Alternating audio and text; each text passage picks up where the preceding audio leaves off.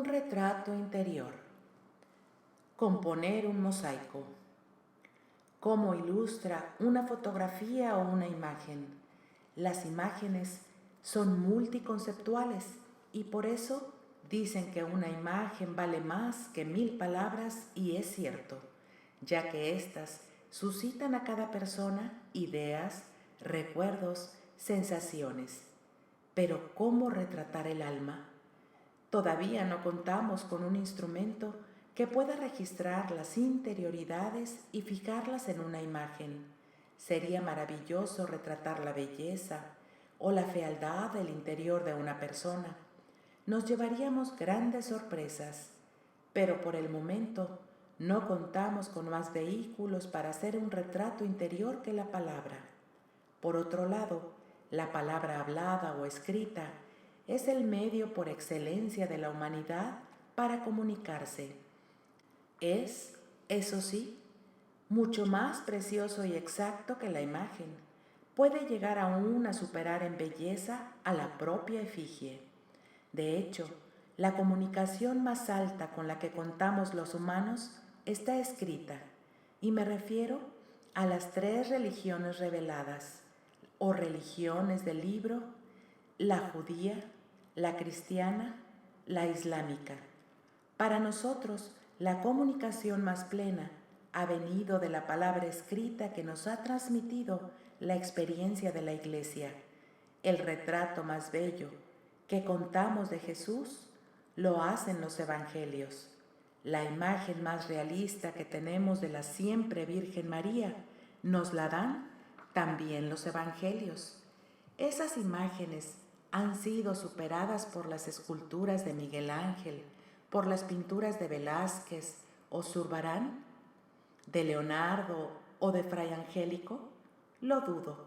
Los evangelios nos han transmitido exactamente los detalles que necesitábamos conocer para tener la vera ícona del Salvador, de su madre, de San José, de los apóstoles.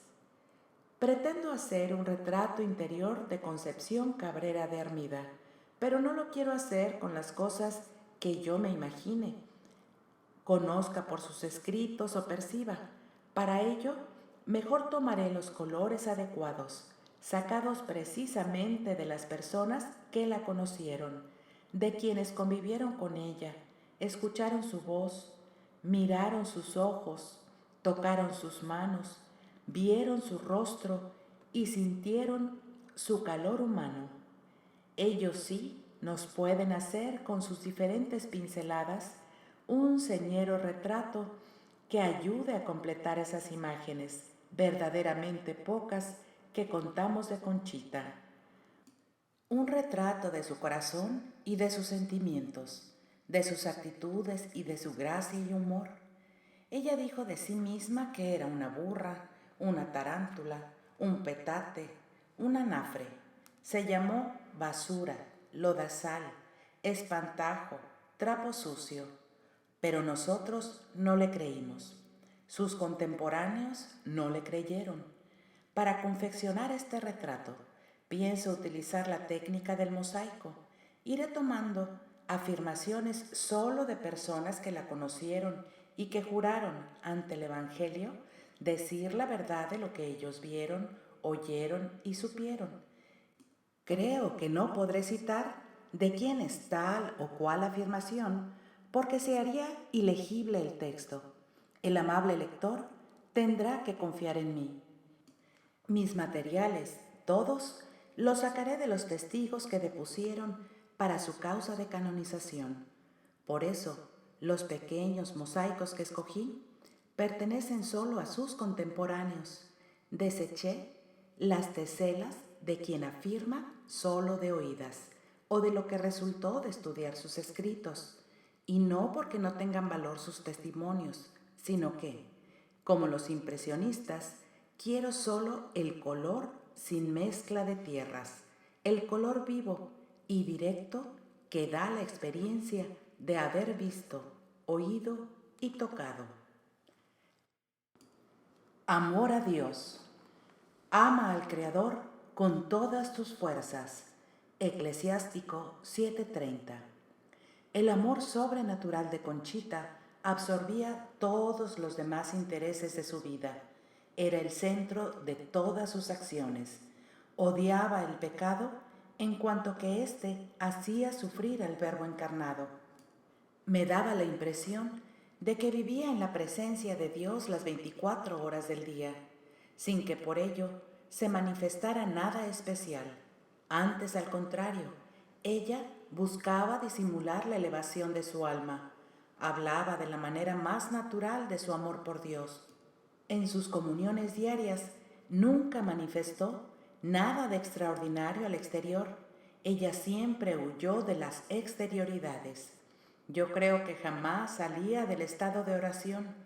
Pasaba horas y horas ante el tabernáculo, en su oratorio, y no rara vez, casi toda la noche en oración.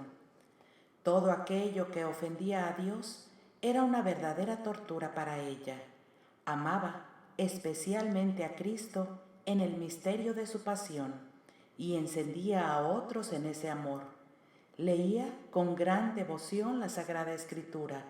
Me consta que ella tenía un ferviente amor por nuestro Señor.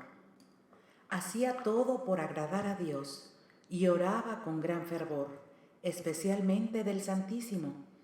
Cuando mi hermano Pedro murió ahogado, ella sufrió muchísimo, pero demostró siempre una resignación admirable, porque esa era la voluntad de Dios. Una cosa que me impresionaba muchísimo de ella, y todavía hoy conservo esa impresión, es que en muchas ocasiones la oí hablar con mucha facilidad y elocuencia muy notable de la Santísima Trinidad, del Verbo encarnado, de la Sagrada Eucaristía. Esa elocuencia contrastaba muchísimo con el modo como ella hablaba de las otras cosas ordinarias de la vida.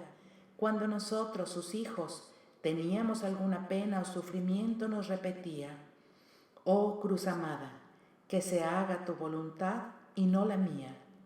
Oraba constantemente.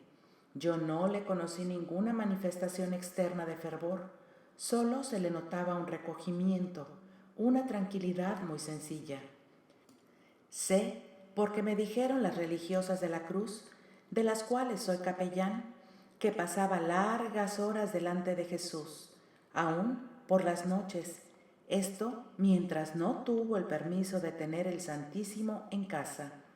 Puedo asegurar que Conchita tuvo un ardientísimo amor a Dios sobre todas las cosas y un deseo vehemente de hacer en todo su santísima voluntad.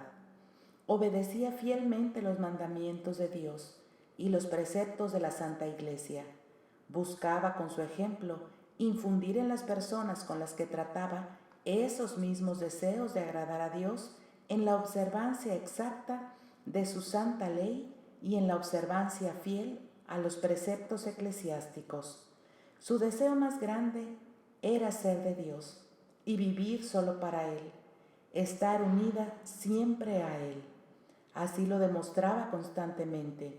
Su unión con Dios, que era una continua manifestación de su amor por Él, como ella decía y como me consta, era de una caridad heroica, porque realizaba en su vida aquellas palabras de San Pablo: «Sea que comáis, sea que bebáis o que hagáis cualquier cosa, hacedla en el nombre de Dios».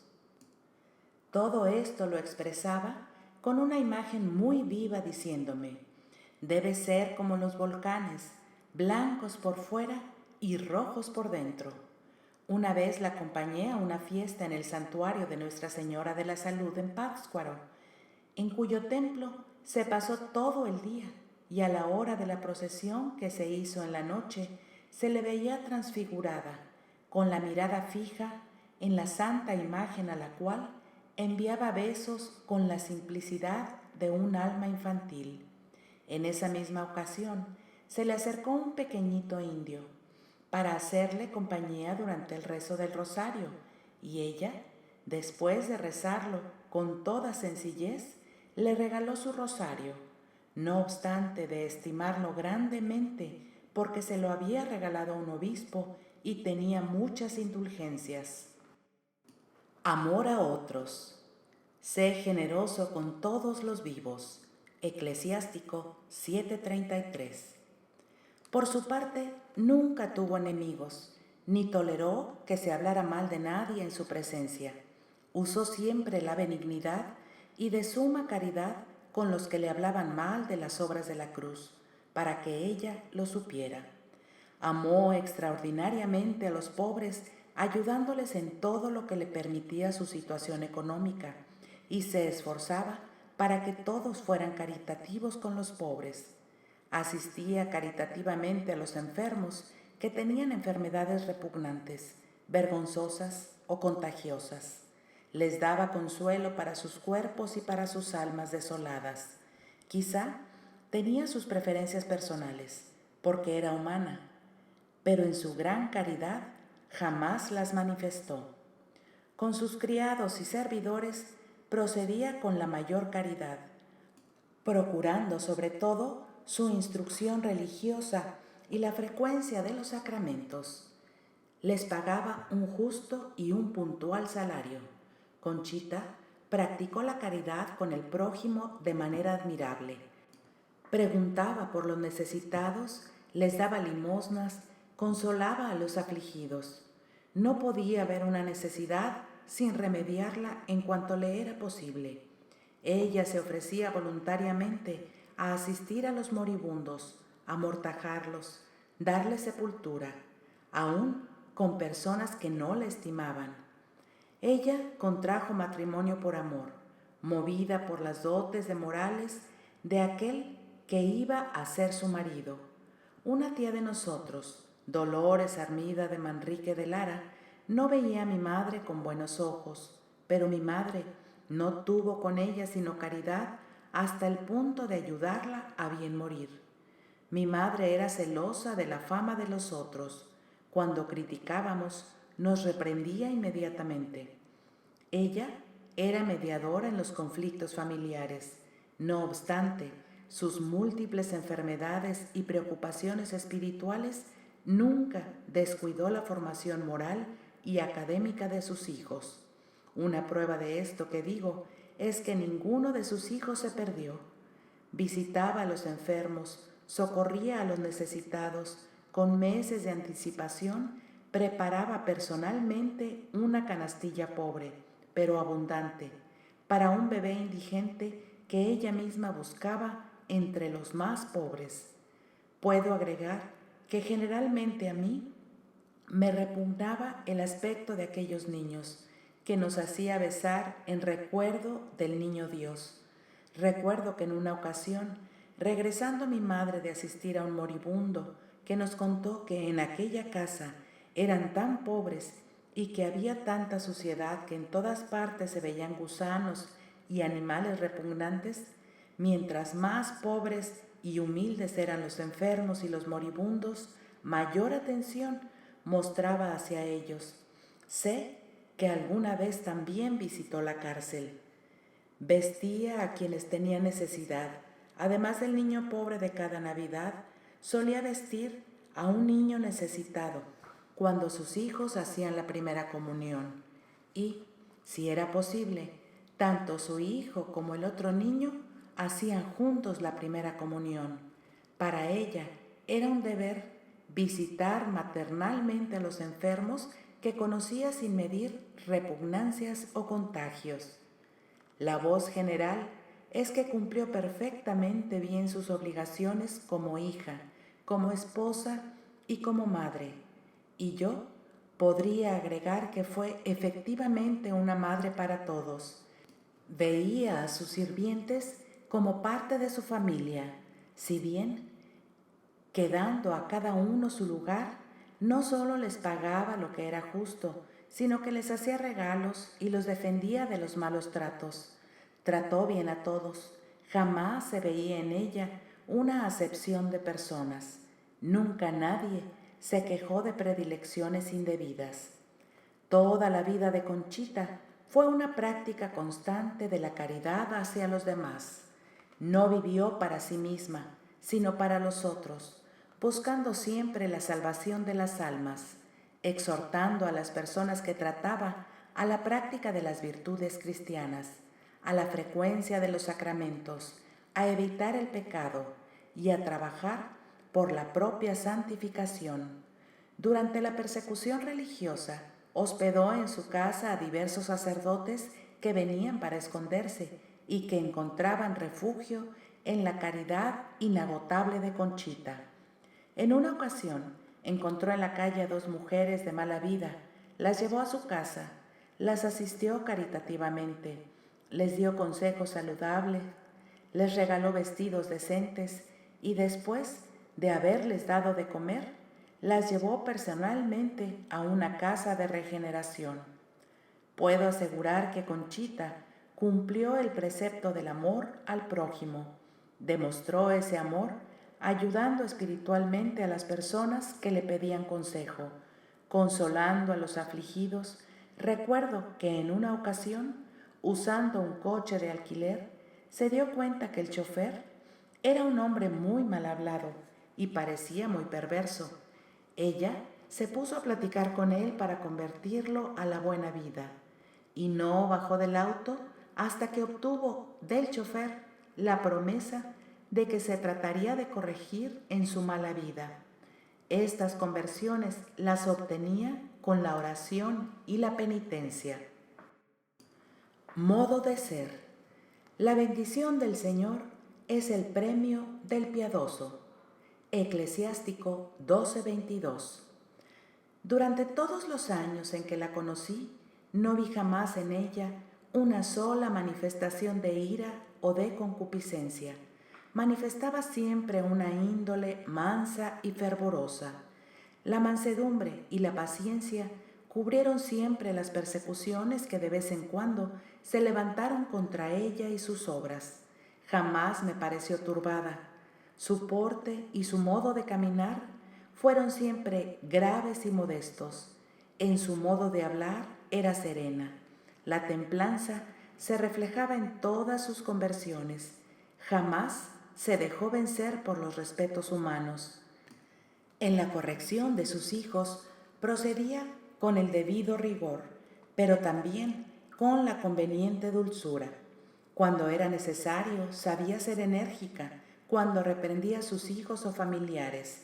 Era amabilísima con toda clase de personas, sobre todo con los más humildes.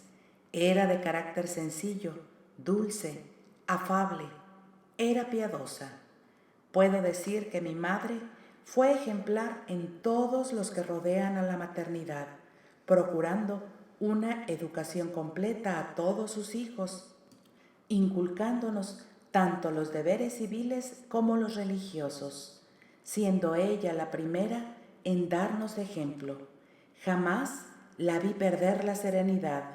Mi madre fue una viuda modelo. Jamás pensó en volverse a casar. Todo en ella era normalísimo, nada exagerado. En casa con nosotros tocaba el piano, cantaba, reía, nos entretenía. La vi siempre tranquila en todas las dificultades de la vida. Con toda naturalidad evitaba las alabanzas, las deferencias, los honores.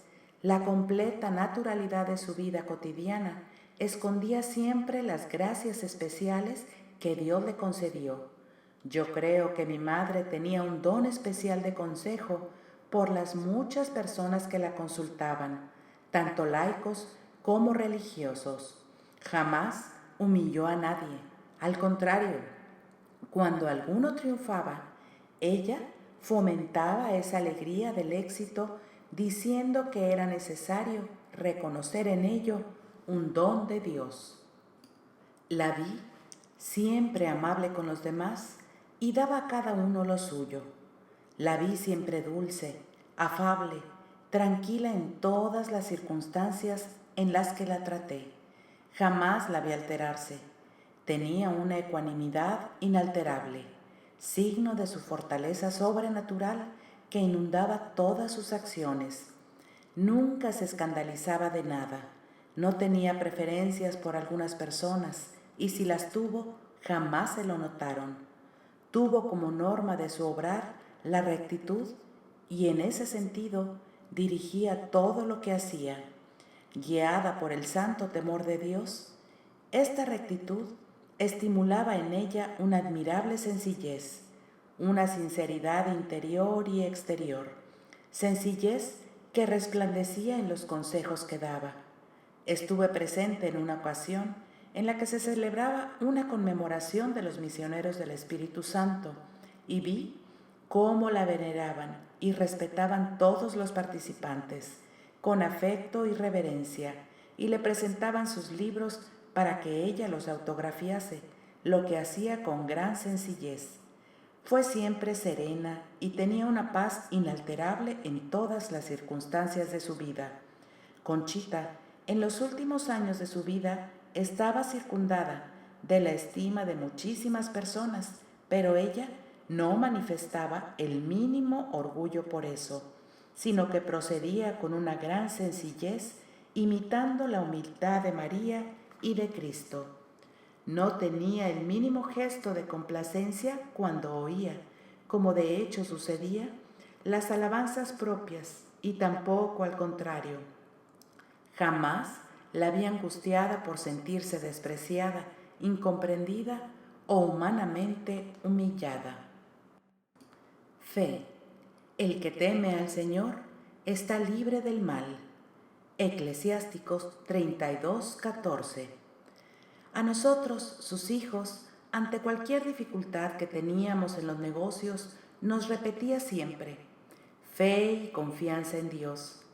La inmensidad de su fe, sin fisuras, hasta el día de su muerte, se manifiesta, como se puede constatar, en el hecho que, no obstante todas las dificultades y contrariedades humanamente insuperables para la fundación y el progreso de las obras de la cruz, mi madre se mantuvo siempre segura y activa contra toda esperanza y sostenida indudablemente en la fe que le decía que Dios quería aquellas obras.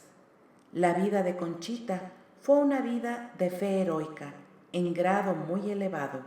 Así, se explica su adoración tan profunda al misterio de la Santísima Trinidad, sus esponsales con el Verbo encarnado, la alegría con la que cada año esperaba la fiesta de la encarnación del Verbo, sus interminables horas de adoración ante el Santísimo Sacramento, su amor entrañable a la Virgen en sus advocaciones de la Inmaculada Concepción y Guadalupe, su ardiente devoción a la pasión de Cristo y las tremendas mortificaciones con las que procuraba imitarla.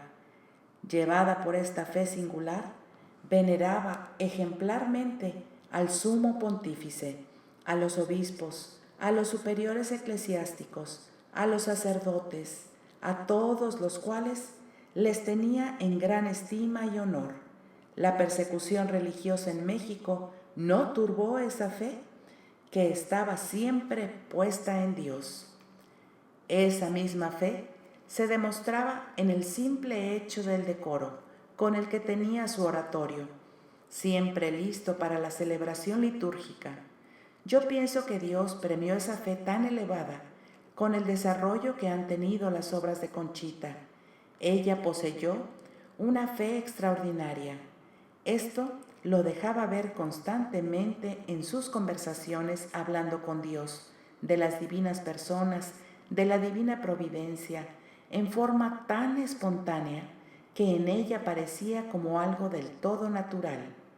Su fe se manifestaba de manera espléndida por su profunda devoción al augusto misterio de la Trinidad, al de la encarnación del Verbo y en modo muy especial a la Divina Eucaristía, a San José y a algunos santos a los cuales tenía una especial simpatía, como Santa Teresa del Niño Jesús, San Juan de Dios, San Ignacio de Loyola, Santa Juana Francisca de Chantal y otros. Esperanza. Pon en Él tu confianza, que vendrá en tu ayuda. Eclesiástico 2:5. Conchita esperaba con toda firmeza su salvación eterna, confiando en los méritos de Jesucristo y desconfiando de sí misma. En todas sus obras ponía su esperanza en Dios, porque decía que las obras eran de Él, y Él tenía cuidado de lo suyo. Hablaba siempre con seguridad y absoluta confianza de la bondad infinita de Dios y del cumplimiento de sus promesas. Tanto en sus conversaciones como en sus escritos se refleja esta esperanza invencible en el cumplimiento de las promesas divinas. Según yo, su esperanza sobrenatural en la salvación eterna estaba en el estribillo que siempre repetía: encomiéndeme a Dios y no me deje en el purgatorio. En sus muchas dificultades, contrariedades, calumnias e incomprensiones, se apropiaba del mal que había en ellas, y eso mismo hacía más fuerte su esperanza en que Dios sería glorificado en todas estas cosas, por lo que recurría a la oración y a la mortificación con el fin de no alterar jamás los planes de la divina providencia. Su esperanza no sufrió menoscabo en las enfermedades y dolores que soportó, siempre con alegría, aunque sintiendo en lo profundo estas duras pruebas de Dios. Creo que Conchita se distinguió en la práctica de la virtud de la esperanza, virtud que era externada en cada paso, sea en sus conversaciones, sea en sus escritos, que la hizo esperar contra toda esperanza en la misión que, creo, recibió del cielo.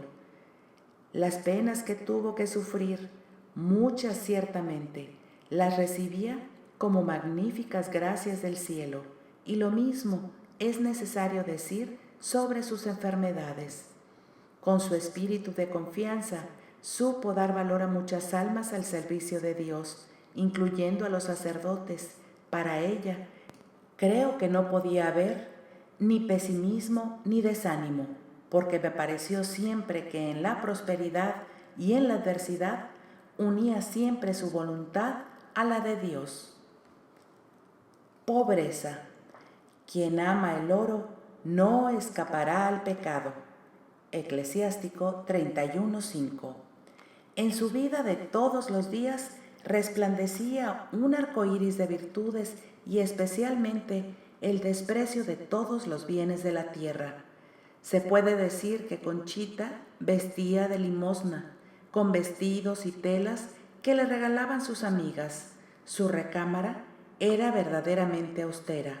No tenía ninguna comodidad para ella, aunque hacía la vida de sociedad propia de su familia. Amaba para ella el silencio y la soledad. Para ella nunca fueron importantes ni los honores, ni las riquezas, ni las diversiones mundanas.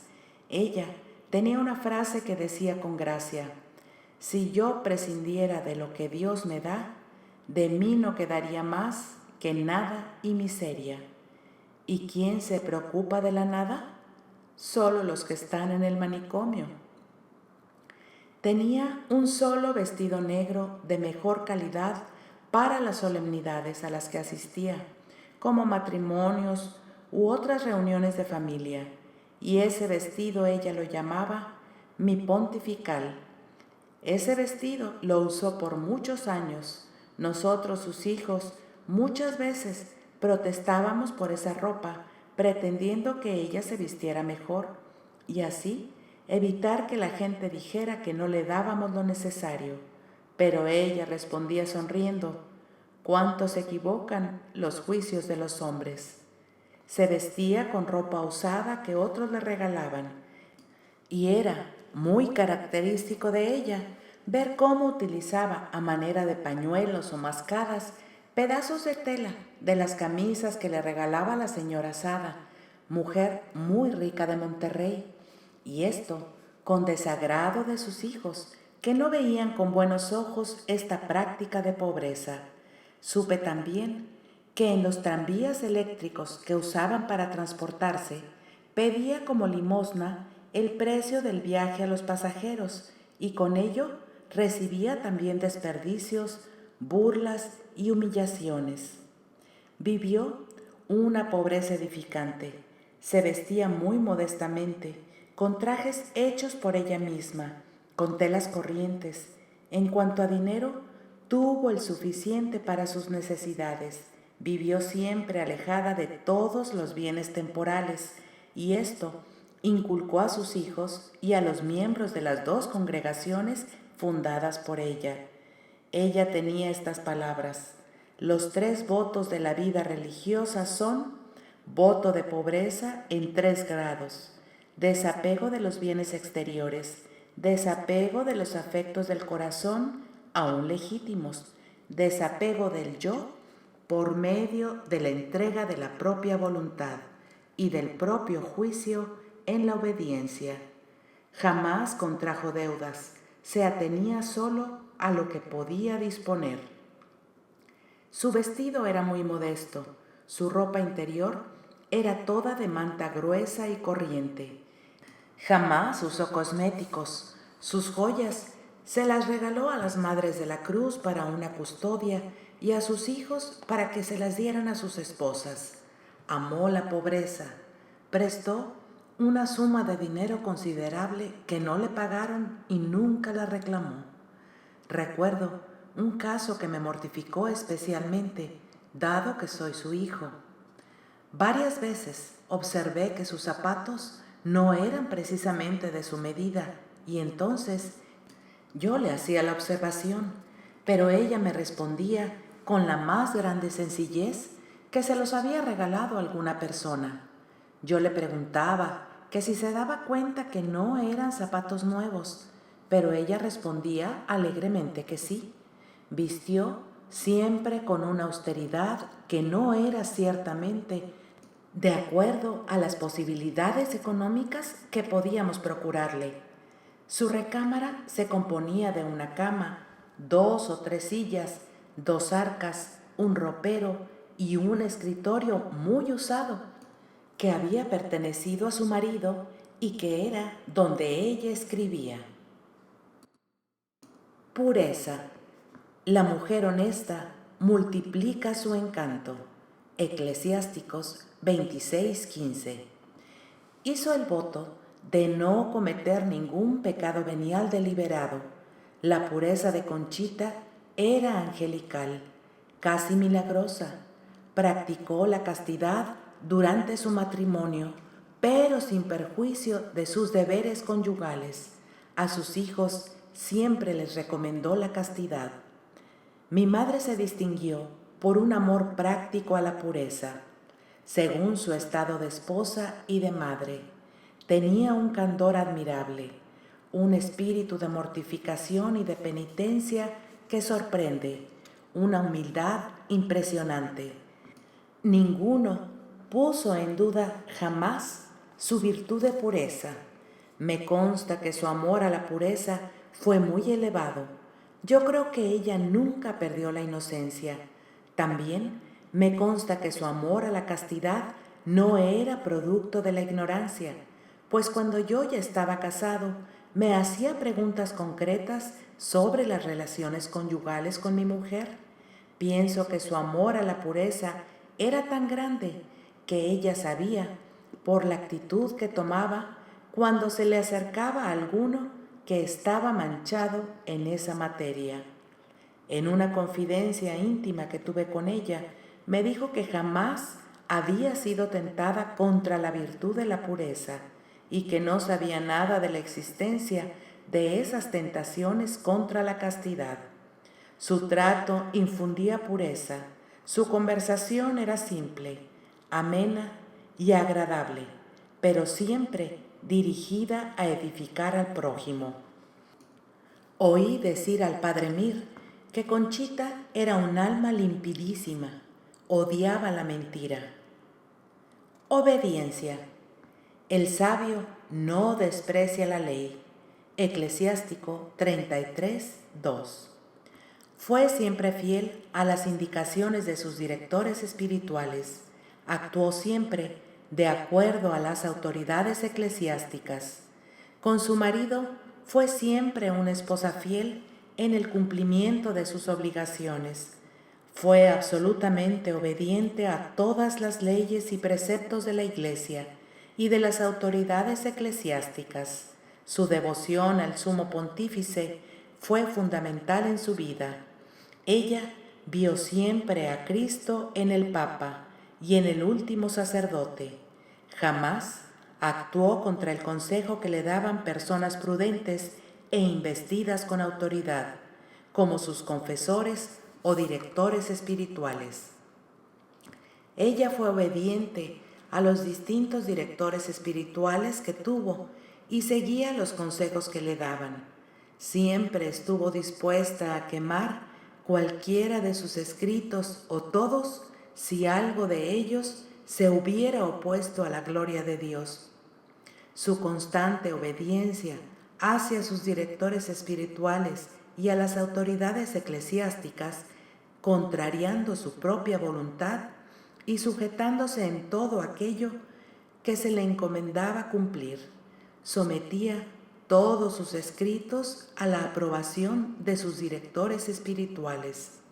Según el padre Primitivo Cabrera, sacerdote jesuita, su hermano, el cual me lo contó, Conchita le pidió el permiso de morir aquel 2 de marzo de 1937 y efectivamente murió a las 12:20 de aquella noche. Humildad. Por su sabiduría, el humilde llevará alta la cabeza. Eclesiástico 11:1. Fue examinada con respecto a su vida espiritual y a sus escritos por 9 teólogos, y en todos estos exámenes ella manifestó una verdadera humildad. No intervino jamás en los gobiernos de las congregaciones fundadas por ella. No creó jamás una dificultad en la congregación masculina. Jamás tuvo injerencias en el gobierno de ella. Cuando ya estaba muy enferma, al final de su vida, no suspendió su correspondencia, seguía escribiendo su cuenta de conciencia, recibía sacerdotes y religiosos y atendía a los pequeños y múltiples trabajos domésticos.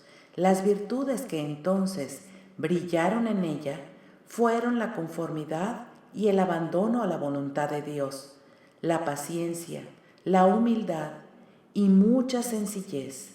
Ni entonces ni nunca noté en ella algún defecto. Entre todas las personas, ella siempre se creía la más indigna. Cuando alguna persona la elogiaba como santa, contestaba rápidamente: sí, así son los santos, entonces me dan asco. Jamás la oí hablar bien de sí misma, de su familia, de su clase social, y tampoco nunca le vi una manifestación de soberbia, de superioridad. Nunca hacía valer su opinión como superior a las demás. Más bien, aceptaba las de los otros. Buscaba siempre lo peor para sí misma, pero de tal manera que no se notara para no llamar la atención. Se prestaba fácilmente en familia a hacer los trabajos de una sirvienta. No obstante, de que era una mujer inteligente, sentía gusto de pasar por una mujer ignorante y poco inteligente. Según yo, la virtud más grande que tuvo fue la humildad en todos sus aspectos y la sencillez con la que siempre se manifestaba. Jamás la vi buscar un lugar de honor. Al contrario, se le veía en los últimos lugares como si fuese natural que a ella le tocaran siempre. Cuando algún sacerdote le hacía una visita atraído por su fama de santidad, ella desviaba la conversación hacia cosas ordinarias y tomando actitudes que llegaban a ser ridículas. Cuando recibía gracias especiales de parte de Dios, se maravillaba de que nuestro Señor se sirviera de ella, que se consideraba a sí misma como un ser despreciable. Se llamaba tarántula, caño, letrina y otras expresiones denigrantes con las cuales se humillaba delante de Dios. Practicó toda su vida una humildad heroica. Buscaba ser siempre despreciada, humillada y aún escupida. Pedía a los pobres que le dieran un poco de pan del que habían recibido de limosna. Dominio de sí. Es incalculable el valor de la que se sabe dominar.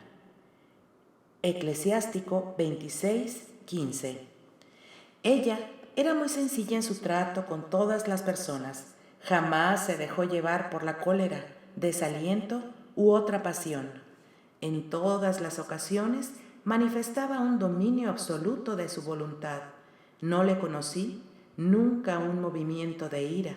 Cuando fue el blanco de algunas persecuciones, se reveló llena de mansedumbre y de paciencia. En su alimentación jamás noté nada de extraordinario. Hacía los ayunos eclesiásticos como todos, con toda normalidad. Estaba constituida de lo que ordinariamente se come en las familias mexicanas y tal como se usa en cuanto a horarios mañana, mediodía y noche. La conocí desde que era niño, muy dueña de sí siempre, aún en su modo característico de hablar. Cuando murió su hija Teresa, religiosa de la Cruz, durante su enfermedad, no la dejaron entrar a verla ni a visitarla en la enfermería del convento, por la regla de la clausura. Ella se contentaba con esperar pacientemente las noticias que pudieran o quisieran darle las religiosas, y no aducía razones de ser la fundadora o la madre de la enferma para ver a su hija. En el trato que tuve con ella, pude ver el dominio que tenía sobre sí misma, buscando en todo la voluntad de Dios, a través de la voluntad de los superiores y la explicación de su abnegación, de su mortificación, de su ecuanimidad en todos los órdenes, de su fervor, de su mansedumbre, de su modestia, de su imperturbabilidad, de su presencia en las muchas tribulaciones que sufrió, de su penitencia, que aun cuando parecía exagerada, fue siempre regulada por sus confesores y directores, del desprecio de sí misma y de todas las comodidades que su condición social habría podido darle. Prudencia. El sabio se hace querer con sus palabras. Eclesiástico 20:13. Fue prudente en grado sumo cuando se trataba de dar consejo, de tal manera que a veces prefería mandar a aquellos que solicitaban consejo con la autoridad competente. La prudencia se manifestó en todas las circunstancias de su vida. Ninguno puede acusarla de falta de prudencia. Manifestaba con mucha sinceridad sus sentimientos. Los consejos que daba estaban llenos de prudencia. Ella tenía la verdadera prudencia cristiana. Creo que fue muy prudente a la hora de escoger sus directores espirituales. Su prudencia le hizo conservar su conciencia libre de todo pecado. Creo que esta prudencia de Conchita la llevaba a tener una vida del todo ordinaria, y cuando alguien hablaba de la santidad que se creía de ella o de revelaciones con mucha discreción y sin ofender a la persona, procuraba que el interlocutor pasara a otro tema. En las conversaciones que tuve con ella, jamás dijo una mentira o una exageración. La virtud de la prudencia resplandecía en Conchita por el hecho de que se hacía aconsejar de aquello que debía hacer y se sometía a esos consejos, procurando con ello buscar los medios más adecuados para hacer en todo la voluntad de Dios. Esto nos deja ver la sencillez de su corazón, su sinceridad, el aborrecimiento de la simulación, su rectitud. Se puede ver también esta prudencia con las congregaciones religiosas, cuya fundación ideó. En los consejos que daba era siempre sencilla, desconfiando de sí misma y dando la última palabra al legítimo superior. En una ocasión en la que una parienta mía quería regalarnos una casa para la congregación, Conchita se opuso a que recibiéramos este regalo, porque según me dijo mucho tiempo después, aprovecharnos de ese regalo habría perjudicado nuestro espíritu de pobreza. Ponía en práctica todo lo que ella me aconsejaba y aún cuando me costaba aceptar sus consejos y tenía que hacer muchos esfuerzos, las cosas que ella me indicaba siempre salían. Penitencia. La ofrenda del justo dignifica el altar. Eclesiásticos 35:5. Los últimos días de su vida se vio golpeada por una grave enfermedad del pecho, de la cual se alivió, para sufrir a continuación de hidropesía. Todo lo soportó con una sencillez extraordinaria, y ni aun en esas circunstancias dejó las penitencias, como me consta. Seguía acostándose sobre espinas. Le pregunté por qué hacía penitencias tan grandes si tenía esa grave enfermedad, y me contestó que esas penitencias eran una respuesta para decirle a Dios que acepto todas las enfermedades que Él me manda por mi voluntad. Sufrió muchísimo cuando la Iglesia de México fue perseguida. Ella deseaba ardientemente morir y estar con Cristo, y por eso sufría alegremente sus enfermedades y dolores. Sus sufrimientos voluntarios fueron realmente muy duros. Cadenas demasiado gruesas, espinas, hierros punzantes, cilicios, disciplinas de sangre, el monograma de Cristo grabado a fuego en su pecho. En el comer y el beber era la misma moderación, sin jamás preocuparse de sí misma. Su desayuno consistía en café con leche. A la hora de la comida, tomaba aquello que se preparaba en la casa de su hijo, donde vivía, y su comida de la noche era como la del desayuno. No recuerdo haberla visto tomar una copa de vino o un vaso de cerveza. Yo creo que en lo que más se mortificó fue en el sueño.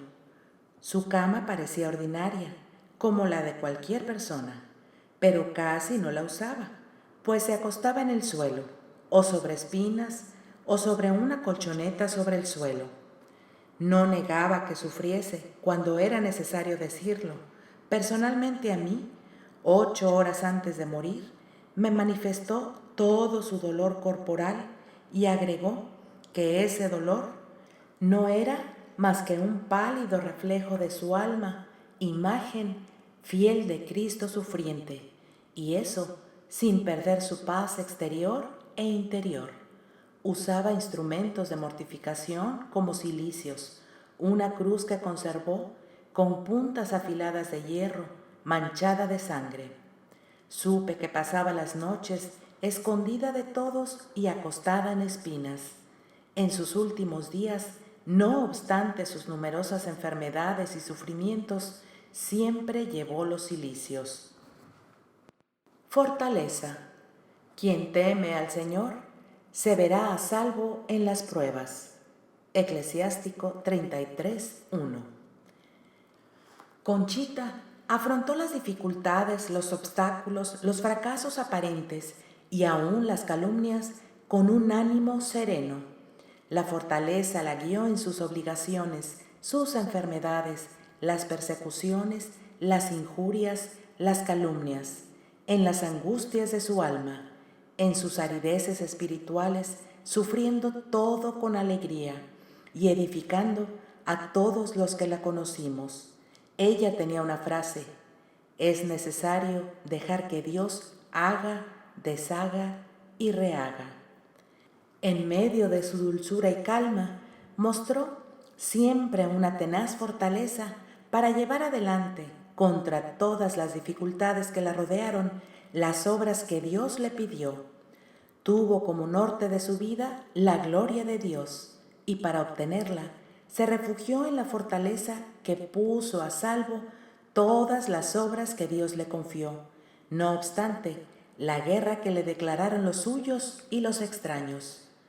Fue fuerte sin tregua en las penas familiares, como por ejemplo en la pena que le causó su hijo ahogado, en la pérdida de su marido que la dejó en una situación económica difícil, en la obligación de educar a sus hijos. Fue fuerte y constante y paciente en sus enfermedades, en las maledicencias, en las desolaciones, en las humillaciones, muchas veces buscadas por ella misma, en el desprecio de los honores y de las riquezas. Contra esta fortaleza nada pudo el demonio, que en algunas ocasiones llegó hasta golpearla. Paciencia. Una mujer buena es una herencia preciosa. Eclesiásticos 26:3. Su paciencia fue admirable, sabiendo soportar sin la mínima alteración a todas las personas que la visitaban, a sus nietos que le robaban tiempo, su hermano, el padre Primitivo Cabrera, que se había propuesto probarla y santificarla, la paciencia con la que sufrió la realización de sus obras. Esta paciencia tocó el vértice en su última enfermedad, soportando sin la mínima protesta sus acerbos dolores y las impertinencias de sus hijos y de sus nueras. Dones particulares. Muchas cosas podríamos anunciar y nunca acabaríamos. Eclesiástico 43:27. Puedo asegurar que Conchita tuvo una ciencia extraordinaria, como se ve en sus escritos, en los cuales aparece una sublime doctrina espiritual, desproporcionada a su instrucción, que más bien fue escasa. Creo que tenía un don de profecía. Anunció el nacimiento de los misioneros del Espíritu Santo 20 años antes de su fundación. Por sus escritos me enteré que tuvo también éxtasis. En circunstancias ordinarias, conocí el estado interior de las almas. Yo fui testigo de ello, especialmente cuando un alma estaba manchada. Ella conocía el futuro de algunos sucesos, como sucedió cuando mi suegra estuvo gravemente enferma. Entonces, mi mujer, quizá cansada por haberla cuidado durante su enfermedad, no quería irla más a ver. Entonces, Conchita le dijo: «Esta madrugada morirá Cholita», como después sucedió. Recuerdo también que una vez, teniendo extrema necesidad de pagar una deuda y encontrándonos por tal motivo muy afligidos los de la casa, Conchita dejó, por medio de una sirvienta de confianza, la cantidad exacta que necesitábamos. Ella no lo podía saber, pues nunca le contamos sobre nuestra situación. Sé de un sobrino suyo que se suicidó en San Luis Potosí. Ella le dijo: «Me parece que a su esposa y a sus hijos que no le dijeran a nadie, pero que su padre se había salvado». En otra ocasión, se encontró a una prima mía llorando 2 o 3 meses después de la muerte de su marido. No le había dicho nada a Conchita, pero ella le dijo: «Esté tranquila, su marido está con Dios». Respecto a los dones extraordinarios que Dios concedió a su sierva, puedo asegurar que tuvo una ciencia infusa muy notable, porque en sus escritos, principalmente en su cuenta de conciencia, trata argumentos de la más alta teología, de ascética y de mística muy elevados, que no podía conocer con medios naturales, ya que su instrucción fue muy mediocre. En una ocasión, mientras estaba en la casa de Morelia, Conchita estaba en una conversación con la superiora, Madre María Guadalupe Madrigal.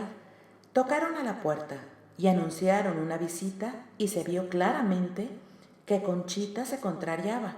Lo notó la Madre María Guadalupe y pensó dentro de sí: «Qué extraño que Conchita, que es tan santa, manifieste esta contrariedad». Todo esto sin pronunciar ni una sola palabra. Entonces Conchita le dijo: «Es que tú lo piensas y no lo dices, y yo lo pienso y lo digo». Si bien su grado de oración fue elevadísimo, nunca manifestó estos dones delante de los demás. Durante su vida tuvo diversas visiones, y cuando parece imaginativas, escrutación de los corazones.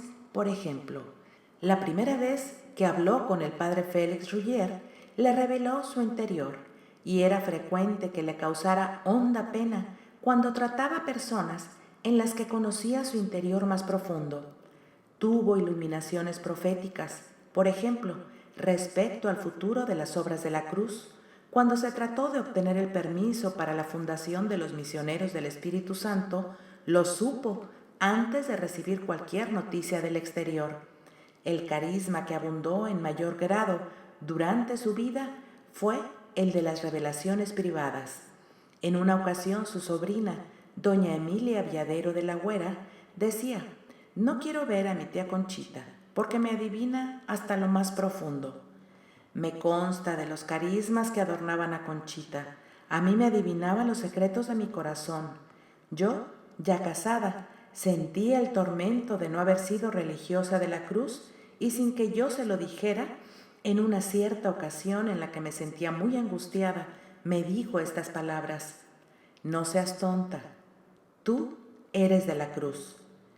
Me consta que Dios le concedió a Conchita dones especialísimos al inicio de la fundación de mi congregación, y cuando por parte del gobierno se quería instituir una enseñanza que ofendía a la Iglesia, y teniendo yo que trabajar en una escuela de gobierno por la gran necesidad que tenía la incipiente congregación, ella me obtuvo de Dios el poder gozar por un año de mi sueldo entero sin tener que asistir a la escuela por causa de una enfermedad de la vista. Esta gracia bien puede decirse que fue única, ya que la mayor licencia que el gobierno concedía en estas condiciones y después de muchas negociaciones era de 3 meses. En cambio, a mí se me concedió por el tiempo que yo pedí. Hice la petición solo porque Conchita me lo ordenó. Predecía el futuro. Mucho tiempo antes de que se fundara mi congregación, me dijo estas palabras: «Dentro de 2 años habrá un tabernáculo más en la tierra, y ese será el tuyo». Los hechos le dieron la razón. Me consta también que conocía los pensamientos ocultos, sin que por ningún motivo hubiera indicios de que fueran conocidos por ella.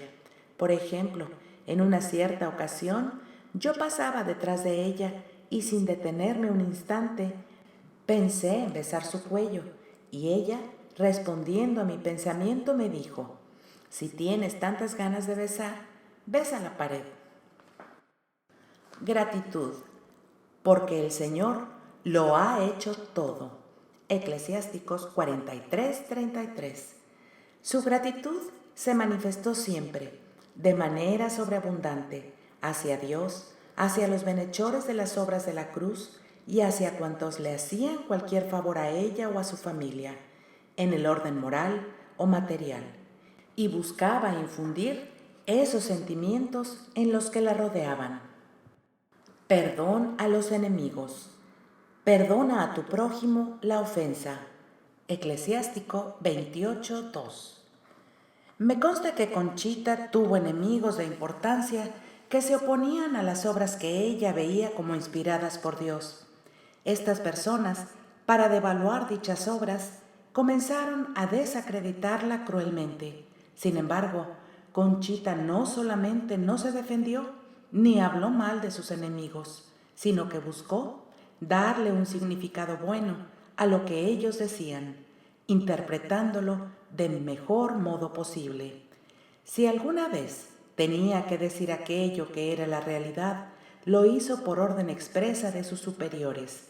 Esto fue un amor sobrenatural a sus enemigos. No tomaba muy a pecho las ofensas que recibía. Se mostraba amable con quienes la ofendieron, y creo que procuraba hacerles el bien. Solía pacificar los ánimos en la discordia. Los textos que hemos leído son las voces autorizadas de personas que trataron a Conchita y que tuvieron la oportunidad de ver cómo son los santos, cómo hablan, cómo se conducen. Personalmente, he tenido la gracia de conocer al menos a 3 grandes santos, y creo que el encuentro con ellos ha sido muy importante para mi vida. Conocí al extraordinario Papa Juan Pablo II, y puedo decir que estuve con él al menos 6 veces. Me tocó la cara, me bendijo, me dio palabras de aliento para mi patria y para mi familia. Me regaló 2 rosarios y una bella edición de las epístolas católicas. Conocí a la beata Teresa de Calcuta, le celebré una Eucaristía, me abrazó, me bendijo y me regaló una pequeña medalla de la Virgen Milagrosa. Conocí a don José Rivera, santo sacerdote toledano, que fue mi director espiritual por un año. Él me orientó hacia la vida religiosa. Su causa de canonización está introducida. ¿Qué tienen los santos que atraen? ¿Qué tienen los santos que marcan? Tienen a Dios, les sale por los poros. Conchita derramó a Dios con su trato amable, con sus palabras encendidas, con su testimonio humilde, con su caridad exquisita. Y sus contemporáneos lo descubrieron, pues, ¿se puede esconder una ciudad?